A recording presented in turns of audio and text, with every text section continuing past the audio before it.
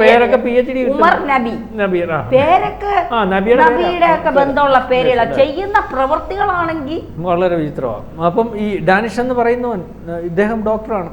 Doctor പൊട്ടിത്തെറിക്കുന്നതിന് മുമ്പായിട്ട് video ഒക്കെ ഇട്ടായിരുന്നല്ലോ, രക്തസാക്ഷി ഇതുപോലെ പൊട്ടിത്തെറിപ്പിക്കുന്നവരെ ഞാൻ അവരെ ചെറുതായിട്ട് കാണുന്നില്ല, അവർ രക്തസാക്ഷികളാണ്, അവർ ചെയ്യുന്ന കാര്യങ്ങൾ പ്രതിഷേധാർഹമാണ്, ഈ രാജ്യത്തിൻ്റെ രക്ഷപ്പെടലിന് വേണ്ടിയാണ്, മറ്റു കാര്യങ്ങളാണ് എന്നൊക്കെ പറഞ്ഞുകൊണ്ടാണ് പറഞ്ഞിരിക്കുന്നത്. അപ്പം ഇവനെ ഇന്നലെ പിടിച്ചവൻ, ഈ ഡാനിഷ് എന്ന് പറയുന്നവൻ, നമ്മൾ ഒരു രാജ്യത്തിനകത്ത് ഒരു ഡ്രോൺ ഉണ്ടാക്കുന്നതിനും ഒരു റോക്കറ്റ് ഉണ്ടാക്കുന്നതിനും എന്ത് വലിയ സാങ്കേതിക വിദ്യ വേണം, എത്ര വലിപ്പത്തിലുള്ള ശാസ്ത്രജ്ഞന്മാരാണ് അതിൻ്റെ പുറകിൽ പ്രവർത്തിക്കുന്നത്. ഇവൻ റോക്കറ്റും ഡ്രോണുകളും നിർമ്മിക്കുന്നതിന് വേണ്ടി പരിശീലനം ഡോക്ടർക്ക് ഉൾപ്പെടെ മിസൈലും കൊടുക്കുന്നു എന്ന് പറഞ്ഞാൽ ഇവൻ നിസ്സാരക്കാരനാണോ?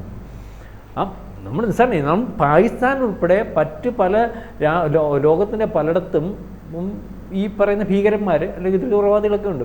നമുക്ക് ചിലയിടങ്ങളിൽ ഹൂത്തി അവിടെയൊക്കെ അവർ ഡ്രോണുകൾ അല്ലെങ്കിൽ മിസൈലുകൾ ഉണ്ടാക്കുന്നതായിട്ട് നമുക്ക് റിപ്പോർട്ടുകളുണ്ട്. അപ്പോൾ ആ വലിപ്പത്തിലേക്ക് മിസൈലുകളും ഡ്രോണുകളും സൃഷ്ടിക്കാൻ കഴിയുന്ന വലിപ്പത്തിലേക്ക് ഉള്ള ആളുകളും അതിൻ്റെ സാങ്കേതികവിദ്യയും അതിന് വേണ്ടിയുള്ള ഗ്രൗണ്ടും ഒരുക്കാൻ ഇന്ത്യയിൽ ഇത് കഴിയുന്നു എന്ന് പറഞ്ഞാൽ നിസ്സാരമല്ല. അപ്പോൾ ഈ പിടിച്ചവൻ നിസ്സാരക്കാരനല്ല.